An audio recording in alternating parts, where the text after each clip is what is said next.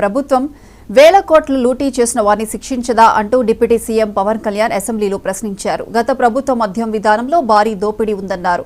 తప్పు చేసిన వారిని స్వేచ్ఛంగా వదిలేస్తే ఎలా అని వారిని కఠినంగా శిక్షించాలన్నారు. అదృష్టవశాత్తు వాళ్లు అసెంబ్లీలో లేకుండా వెళ్లిపోయారని చెప్పారు. కోట్లాది మంది జీవితాలతో ఆడుకుని వీళ్ళ చేతుల్లో మటుకు ఇన్ని వేల కోట్లు దాదాపు విష్ణుకుమార్ రాజు గారు చెప్పినట్టు 30,000 కోట్లు వెళ్ళిపోయాయి. 18,000 కోట్లు ముందస్తుగా తెలుస్తుంది కానీ ఇంకా లోతుగా చూస్తే అది చాలా పెద్ద ఇది స్కామ్, ఇది దోపిడీ.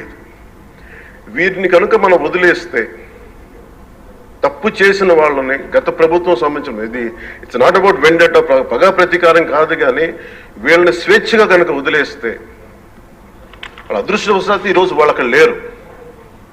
వాళ్ళు కనుక ఉండుంటే వాళ్ళకి నిజంగా వాళ్ళకి సమాధానం చెప్పాల్సిన పరిస్థితి ఉండేది. తప్పించుకొని పారిపోయారు వాళ్ళు ఈరోజు, తప్పించుకొని పారిపోయారు వాళ్ళు. We have to make them accountable అధ్యక్ష. వాళ్ళు we have to bring them into accountability. They have to be penalised.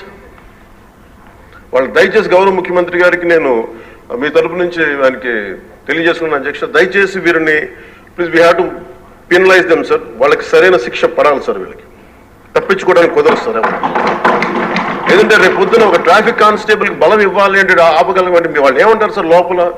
నేను చిన్నపాటి కానిస్టేబుల్ అయితే నాకేమనిపిస్తుంది, మీరు పెద్దోళ్ళు అయితే వదిలేస్తారు, మమ్మల్ని అయితే పట్టుకుంటారంటారు సార్. మనకు రూలింగ్కి, గవర్నెన్స్కి, అడ్మినిస్ట్రేషన్కి నైతిక బలం పోదు అధ్యక్ష.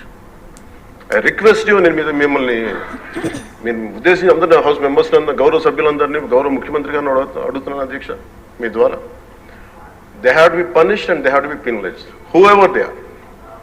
ఇది వెండేట పగ ప్రతీకారాలతో కాదు, కానీ we promised that we will bring back accountability.